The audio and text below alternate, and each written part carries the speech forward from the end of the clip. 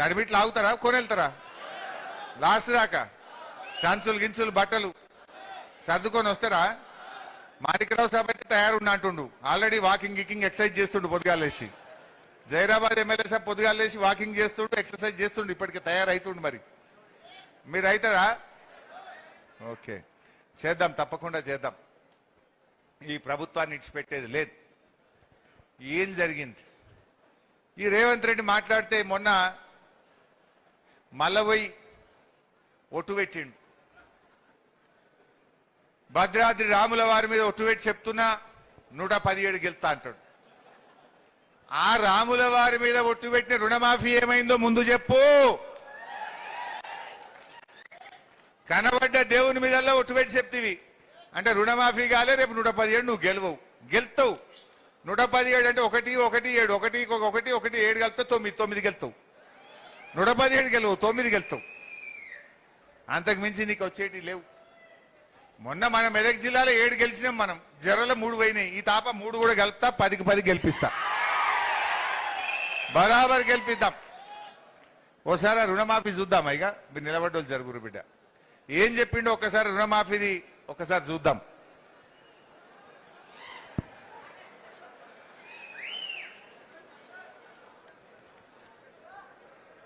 శివుడి సాక్షిగా సమ్మక్క సారమ్మ సాక్షిగా 1000 స్తంభాల గుడి సాక్షిగా ఓగులమ్మ సాక్షిగా బాసర సరస్వతి మందిరం మీద ఒట్టే చెప్తున్నా కొమరవెల్లి మల్లన్న సాక్షిగా జూబ్లీన్స్ లో ఉన్న పెద్దమ్మ సాక్షిగా నేను నీకు మాట ఇస్తున్నా ఈ కొత్త గడ్డ మీద నుంచి మాట ఇస్తున్నా గురుమూర్తి స్వామి సాక్షిగా ఆర్మూర్ సుద్దుల పుట్టే సాక్షిగా అనంతగిరి కొండల్లో ఉన్న పద్మనాభుడి సాక్షిగా నేను యాదగిరిగుట్ట లక్ష్మీ నరసింహస్వామి ఆనగా మాటిస్తున్నా భద్రాద్రి రాముడు సాక్షిగా నేను మీకు మాటిస్తున్నా పాలమూరు మిత్రుల సాక్షిగా జాంగీర్ పీర్ల దర్గా సాక్షిగా నేను మాటిస్తున్నా శివలాల్ సాక్షిగా బావోజీ సాక్షిగా నేను మాట ఇస్తున్నా మెదకు చర్చి సాక్షిగా 7 పాయల దుర్గమ్మ సాక్షిగా నేను మాట ఇస్తున్నా అక్కడి సూర్యుడు ఇక్కడ ఉదయించిన భూమి ఆకాశం తిరగబడ్డా తుఫానులు వచ్చినా భూకంపం వచ్చినా భూమి బద్దలైనా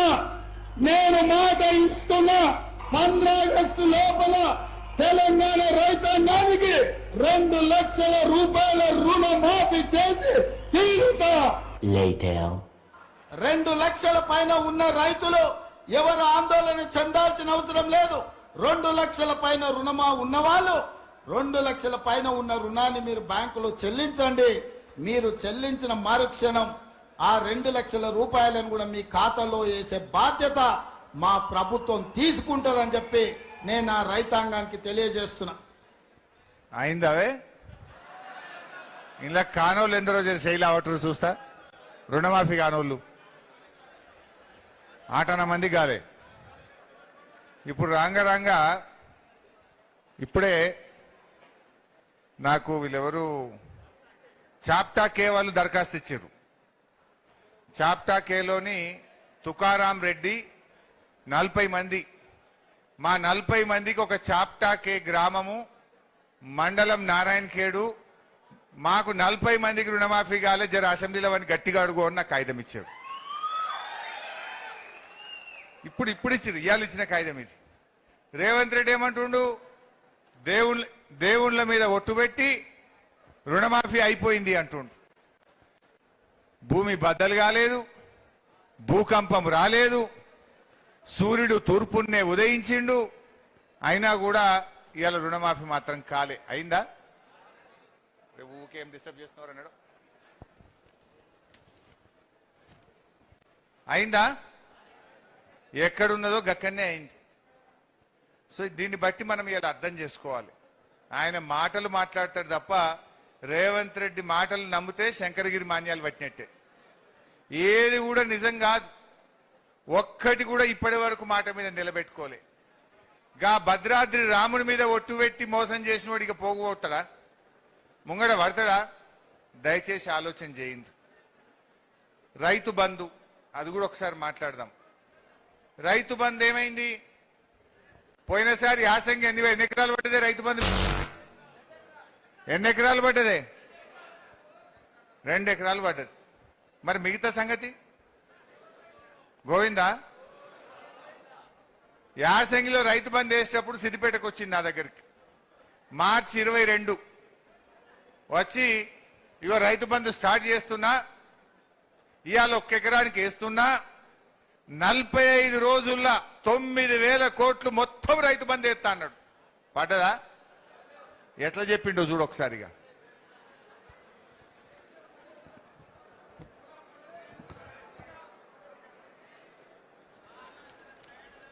ఇవాళ మార్చి 22 తారీఖు నాడు మనం ఉన్నాం. 45 రోజుల్లో 9,000 కోట్ల రూపాయల రైతు భరోసా 70 లక్షల రైతుల ఖాతాలలో వేసి రైతుల కళ్ళల్లో ఆనందం చూడాలి. ఏడ చూసిండి ఆనందం? ఎగబెడితే ఆనందం ఉంటుందా? అంటే ఎంత పచ్చి మోసగాడో ఇప్పుడు అర్థం చేసుకోండి. అబద్ధానికి అంగిలాగు దొడిగితే దాని పేరు రేవంత్ రెడ్డి. ఒకసారి ఎక్కడో మాట్లాడిన కరీంనగర్ జిల్లా మానకొండూరు పోయినా ఇప్పటి నుంచి నేను యనుమల రేవంత్ రెడ్డి అని పిలువ ఎగవేతల రేవంత్ రెడ్డి అని పేరు పెడతా అని చెప్పిన. చెప్తే సాయంత్రం కల్లా పోలీసు నాకు నోటీస్ పంపిండు. మానకొండూరు పోలీస్ స్టేషన్ల మీద కేసు పెట్టినా నువ్వు రా అంటున్నాడు. అంటే ఎగబెట్టినోడిని ఏమంటామే ఊళ్ళో ఎగబెట్టిండి అంట మానమా? అరే నువ్వు 4,000 పింఛన్ ఎగ్గొట్టినావు, అక్క చెల్లెలకు 2,500 మహాలక్ష్మి ఎగ్గొట్టినావు, తులం బంగారం ఎగ్గొట్టినావు, ఆడవిళ్ళలకు స్కూటీలు ఎగ్గొట్టినావు, 15,000 రైతు బంధు ఎగ్గొట్టినావు, కౌలు రైతులకు ఎగ్గొట్టినావు. అరే అన్ని ఎగ్గొట్టినవు నాయన, నీ పేరు ఎగవేతల రేవంత్ రెడ్డి, నువ్వు అబద్ధాల రేవంత్ రెడ్డి అంటే నా మీద కేసు పెట్టిండు. ఇట్లా ఉన్నది. మనమేమో ఉన్నది మాట్లాడితే కేసు, ఆయన మిమ్మల్ని గోస్తా మీ రక్తం జిమ్ముతా అంటే ఆయన మీద కేసు పెట్టారు పోలీసు వాళ్ళు. మరి ఇక కాకి బుక్ ఉన్నదా ఈ రాష్ట్రంలో? లేదా?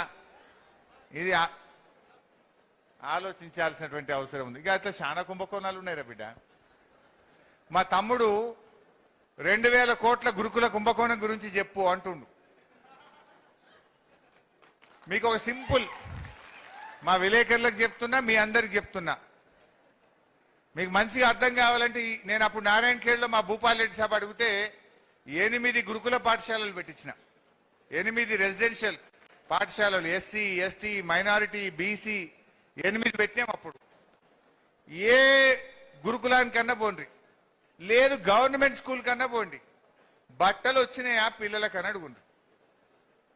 జనరల్ గా కేసీఆర్ గారు ఉన్నప్పుడు బట్టలు ఎప్పుడు వస్తాయంటే స్కూల్లో మొదటి రోజు గంట కొట్టంగానే కుట్టిన బట్టలు పిల్లల చేతిలో పెట్టినాం మనం. ఎందుకంటే మనం టెస్కోకి ఇచ్చినాం, చేనేత కార్మికులకు ఇచ్చినాం, హ్యాండ్లూమ్స్ కి ఇచ్చినాం. మనం మార్చిల్నే ఇద్దాము, జూన్ కల్లా బట్టలు కుట్టి తయారు పెడదాం. రేవంత్ రెడ్డి వాళ్ళకి ఇచ్చిండు, గుజరాత్ లో మఫత్లాల్కి ఇచ్చిండు. ఇవి టెస్కోవాడంటే మన చేనేత కార్మికులు కమిషన్ ఇస్తారా? రెక్కాడితే డొక్కోడు అన్నాడే. మఫత్లాల్ అంటే గుజరాత్ కూడా, ఆడ గుజరాత్ వానికి ఇస్తే ఇది వరకు బట్ట రాలే, కుట్టుడు కాలే. ఏ స్కూల్లో కూడా పిల్లలకు ఇప్పటిదాకా బట్టలు రాలే.